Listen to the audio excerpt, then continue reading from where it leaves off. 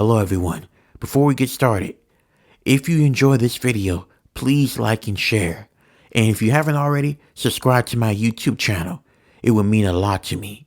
Thank you. My name is Robin. I'm 32 years old. I've been married for about 5 years and I got 2 kids. One is 2 and the other is 4. I always make sure that my kids' safety comes first, and I'm very protective of them. Me and my wife both. We don't let them hang out at other people's houses that we don't know. Even when they get older, I would not let my kids have a sleepover. It's not gonna happen. And maybe you may say this is from my own fear, but I don't care.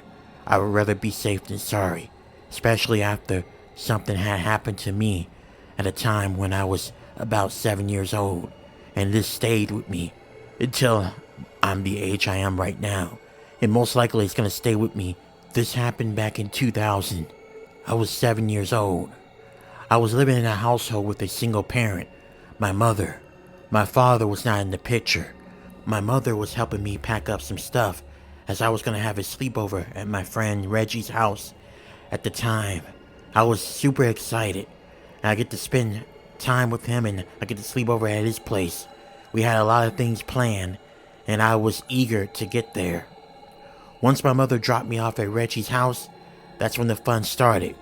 Me and him both sat down and watched some movies. We ate a bunch of food, candy, ate pizza. We had a really thrilling time for 2 7-year-olds. We were enjoying each other's company. After that, Reggie's mom came in and told us that it was time for us to go off to bed.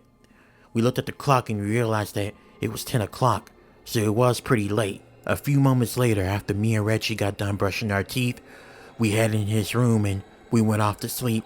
I also want to note that Reggie's parents work at night, so they had a babysitter watching us.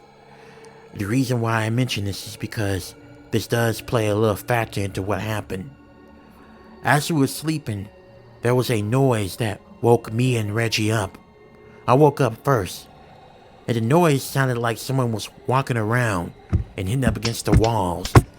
I thought maybe it could have been his parents. I woke Reggie up and told him about what I heard. He heard it as well. We got out of our beds and our sleeping bags and we went in the hallway and started to investigate. We heard someone just walking around. Even at that age, I knew it was too heavy to be the babysitter, because the babysitter that was watching us was a 16-year-old teenage girl, and she was pretty small. We heard this person walking around, and we thought for a moment that maybe it could have been Reggie's father. We went down to the living room where the babysitter was supposed to be at, and both me and Reggie stopped in our tracks upon witnessing something horrifying. What we saw was his babysitter laying on a couch, sprawled out, and there was a pool of blood dripping down from the couch onto the carpet. It was horrifying. Reggie and I started to panic when we went upstairs, but the moment we went upstairs, we saw a figure standing at the top of the stairway. And what was more disturbing was the guy had on a wolf mask. We couldn't see his facial features, but we both knew it was a man.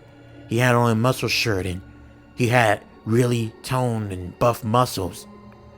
The man walked slowly down, holding out a knife that had blood on it. We were assuming that it was from the babysitter. The man walked slowly as me and Reggie started to cry. And that's when he started to run down the stairs fast.